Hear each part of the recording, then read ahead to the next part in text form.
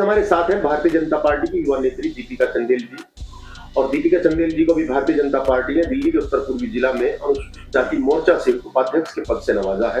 दीपिका चंदेल जी, आपका शुभ भारत न्यूज पे बहुत बहुत स्वागत है। जी, आपका भी बहुत बहुत धन्यवाद। आपने इतना अपना प्रीशियस टाइम हमारे लिए निकाला है, इसके लिए मैं भी आपका बहुत बहुत धन्यवाद करना चाहती हूँ। दीपिका जी, हमारे दर्शकों को बताएं कि भारतीय जनता पार्टी में आपको ये पद मिला है अनुसूचित जाति मोर्चा से जिला उपाध्यक्ष का, आपको कैसा लग रहा है? जी, हमें बहुत गर्व महसूस हो रहा है कि अपनी भारतीय जनता पार्टी के लिए हमें कुछ कार्य करने का अवसर प्राप्त हुआ है। पार्टी के बारे में बताएं या आपकी पार्टी की तरफ रुचि कैसी हुई, वो बताएं। हाँ जी, पहली बात तो ये जो मुझे प्रेरणा मिली है वो हमारे पिताजी से मिली है, क्योंकि वो भारतीय जनता पार्टी के लिए पहले से ही कार्य करते आ रहे हैं। और फिर मैं मोदी जी को देख कर के बहुत प्रभावित हुई हूँ, उनकी कार्य श्रेणी चल रही है और उन्होंने जो योजनाएं रखी है उन्हें देख कर के बहुत प्रभावित हुई हूँ। यानी आपके अनुसार मोदी जी जो है विशेष रूप से महिलाओं का, बेटियों का विशेष ध्यान रखते हैं। हाँ, तो उसी से आप प्रभावित होकर भारतीय जनता पार्टी जी, आदरणीय मोदी जी ने बहुत कुछ किया है हमारी महिलाओं के लिए, हमारे युद्ध के लिए, और आज अभी भी मैं देख रही हूँ करते ही जा रहे हैं।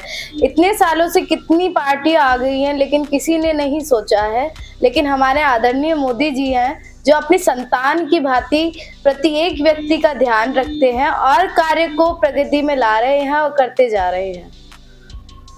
अच्छा, अभी आगामी वर्ष 2000, अभी हालिया जो वर्ष चल रहा है 2024 में आगामी लोकसभा चुनाव है, और जैसे आप एक अनुसूचित जाति मोर्चा से उपाध्यक्ष के पद पे हैं, तो आपका क्या दायित्व बनता है पार्टी के प्रति? आप किस प्रकार चुनाव प्रचार करेंगी, कैसे वो भी हमें बताएं थोड़ा हमारे दर्शकों को। जी, पहली बात तो डोर टू डोर जाकर के जो हम अपना प्रचार करेंगे अपनी भारतीय जनता पार्टी का और लोगों को जागरूक करेंगे। पहली बात तो जागरूक करने की आवश्यकता नहीं है, जहाँ तक हमें लगता है, क्योंकि मोदी सरकार वैसे ही ऑलरेडी बहुत सारा वर्क करती आ रही है हमारे युद्ध के लिए, हमारी माताओं के लिए, हमारी बहनों के लिए। और आपको पता ही है कि बेटी बढ़ाओ बेटी बचाओ ये नारा भी है और ये भी चलता आ रहा है। लाडली योजना हो गई है और भी बहुत सारी योजनाएं हो गई है जो हमारे मोदी जी की तरफ से है। और आप इस चीज को भली भांति से जानते हैं, आप क्या पूरा विश्व जानता है कि आज तक 65 सालों से कांग्रेस भी रही, लेकिन किसी ने दलित के बारे, जो हमारे दलित समाज के जो लोग हैं उनके लिए नहीं सोचा। और जो हमारे पिछड़े लोग हैं, पिछड़े जातियों के लोग हैं, जैसे कि हमारे आदिवासी जो लोग हैं, उनके लिए भी नहीं सोचा है। लेकिन जब से मोदी जी आए हैं, मोदी है तो मुमकिन है। मैं तो ये कहती हूँ मोदी सरकार जब से आई है तब से हर चीज मुमकिन हुई है। आप ये जानते हैं कि हमारी जो राष्ट्रपति है वो हमारी द्रौपदी मुर्मू जी है, जो कि महादलित है। आज तक किसी पार्टी में मैं तो नहीं जानती हूँ कि हम लोगों को इतना उच्च दर्जा दिया गया है जितना मोदी सरकार के रहते दिया गया है। और आप देखिए ना, अभी राम मंदिर बना है और राम मंदिर बनने से पूर्व हमारे महर्षि वाल्मीकि जी का जो एयरपोर्ट बना है उसमें देखिए कितना बड़ा सहयोग रहा है। मोदी सरकार के होते ही तो हुआ है, और किसी सरकार की कहाँ इतनी मजाल थी कि हमारे बारे में कुछ सोच। और देखिए देश क्या, विदेशों तक में, यूएस में ले लीजिए, अमेरिका में ले लीजिए या कहीं भी ले लीजिए, जो बात मोदी जी में है वो तो किसी में है ही नहीं।